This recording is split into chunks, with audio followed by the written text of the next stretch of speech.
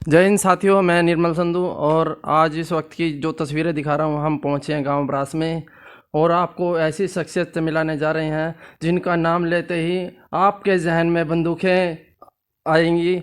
और हम आपको मिलाने जा रहे हैं माता साध्वी देवा ठाकुर जी से और बात करते हैं इनसे कि काफ़ी समय से इनका विवादों से बहुत नाता रहा है। और आज हम इनसे बात करना चाहते हैं कि कुछ समय पहले विवाद चल रहे हैं राजकुमार सैनी के ऊपर, और जो हमने पोस्ट देखी थी और एक खबर वायरल हुई थी जहाँ गांव कोंड के इन्होंने बंदे को धमकी देने की हमने खबर सुनी है और जो उन्होंने एफआईआर दर्ज कराई है उसके बारे में बात करते हैं। जी नमस्कार माता जी। नमस्कार निर्मल जी, आप आए, आपका बहुत बहुत धन्यवाद। वैसे तो समय समय पर पत्रकार बंधु, मीडिया कर्मी, धर्म, सामाजिक, जाति पाति से ऊपर उठकर सभी लोग अक्सर हमेशा प्रेम स्नेह प्यार देते रहते हैं, लेकिन विशेष तौर पर आप आए, आपका धन्यवाद, आपने संज्ञान लिया। तो क्या बात पूछ रहे थे आप? आपने किसको धमकी दी? जो आपने वहाँ पर उसमें गांव कोंड के किसी व्यक्ति को धमकी दी जो उसके लोकतांत्रिक पार्टी का भी कोई कार्यकर्ता है। नहीं, वो मेरे संज्ञान में भी ऐसा कोई मसला तो नहीं आया, लेकिन हाँ, मुझे सोशल मीडिया के माध्यम से किसी ने बताया कि कोई व्यक्ति विशेष बोल रहा है कि देवा ठाकुर उसे जान से मारने की धमकी दे रही है। क्यों? कोई 100-200 किले उसने मेरे नाम करवाने हैं क्या? मैं उसको धमकी दूंगी? या फिर उसकी प्रॉपर्टी या जायदाद से मुझे हिस्सा मिल जाएगा? या फिर वो बहुत व्यक्ति विशेष है, उसको जान की मारने की धमकी देने से देवा ठाकुर का नाम सुर्खियों में आ जाएगा? या फिर उससे मेरा व्यक्तिगत, सामाजिक या कोई ऐसा विवाद है कि वो मैं उसको जान से मारने की धमकी दूंगी? और सुनिए, मैं उसको इस काबिल भी नहीं समझती जिस व्यक्ति ने ये बात बोली कि मैं उसको धमकी भी दूं। तो जो काफ़ी समय से विवाद चल रहा था राजकुमार सैनी जो पूर्व एमपी भी रह चुके हैं बीजेपी से, तो वाद विवाद के चक्कर में तो चल रहा था हिंदू तत्व को लेकर, राजपूतों को लेकर। तो उसके बारे में आप क्या बताना चाहेंगी, पूरा घटनाक्रम है? निर्मल जी, उस व्यक्ति ने जो पूर्व सांसद रहे कुरुक्षेत्रा से, श्रीमान ने सबसे पहले तो कहा जाटों को लुटेरे, फिर जाटों को कहा कि ये तो इस तरह के समाज के दबंग व्यक्ति हैं।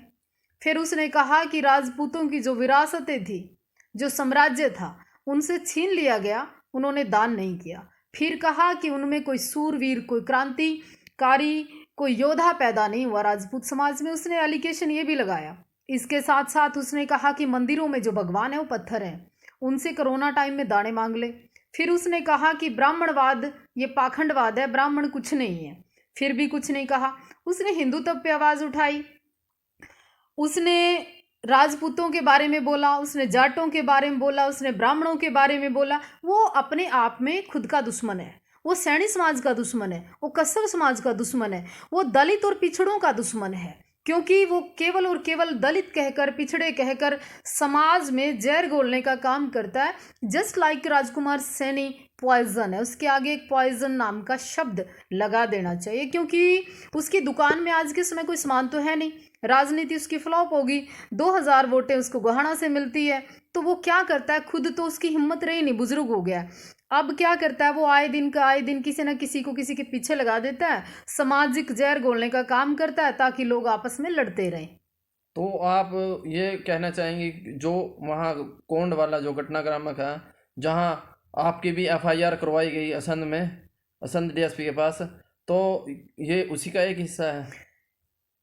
निश्चित रूप से उसका हिस्सा है। उसी की कोई पार्टी पता नहीं कौन सी है, उसी का कोई अध्यक्ष है, वही कहता है कि मुझे जान से मारने की धमकी दी है। क्यों दी है? कारण क्या हुआ?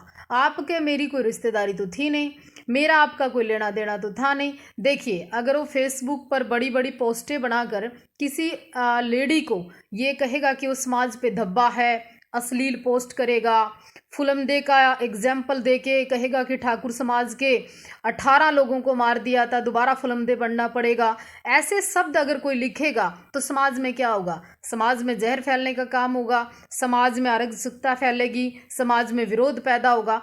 तो जो व्यक्ति ये कह रहा है ना, उसने सारी पोस्टें विद प्रूफ है हमारे पास, ये देखिएगा, ये राजकुमार सैनी के विशेष बंदे ने ये सब लिखा हुआ है। मैं पढ़कर सुना देती हूँ कि आदरणीय राजकुमार सैनी सुप्रीमो है हमारी पार्टी के। अगर कोई भी देवा ठाकुर जैसे लोग अगर इनके खिलाफ आवाज़ उठाएंगे तो ये इनकी पार्टी के लोग उनको जान से भी मार सकते हैं और कुछ भी हद से गुजर सकते हैं, गर्दन भी कटवा सकते हैं।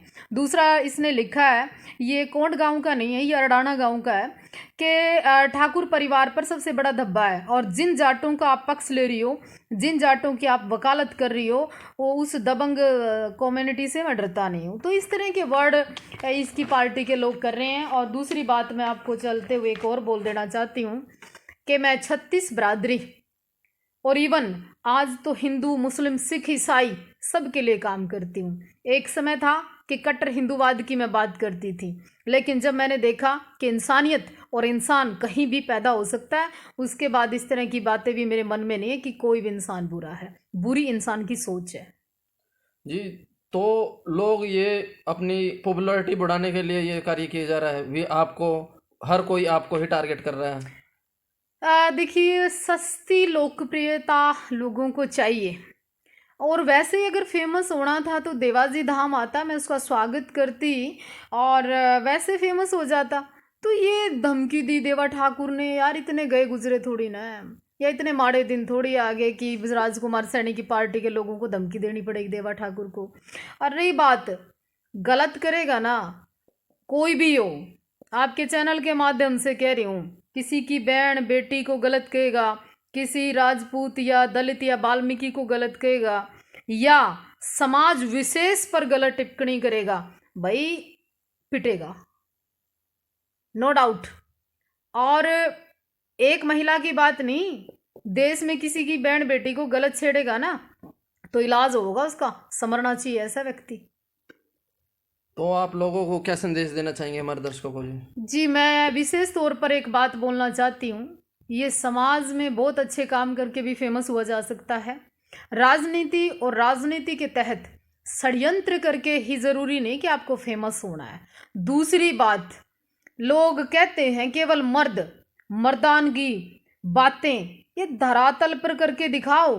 किसी की बहन बेटी का कन्यादान करो, किसी की गरीब की मदद करो, किसी की, मैं कहती हूँ सैनी साहब, अथाह संपत्ति है आपके पास, करोड़ों की जायदाद है, इतनी ज़मीनें हैं, इतनी फैक्ट्रियां हैं। और मैं तो बीजेपी सरकार से भी कहना चाहती हूँ, अगर आप लोगों का पोलिटिकली हाथ इसके सर पर नहीं होता तो आज तक इसकी संपत्ति की जानकारी जांच क्यों नहीं बैठी, इसकी फैक्ट्रियों के ऊपर रेड क्यों नहीं पड़ी, ईडी या दूसरी कंपनियों ने एजेंसियों ने जाकर इससे पूछा क्यों नहीं।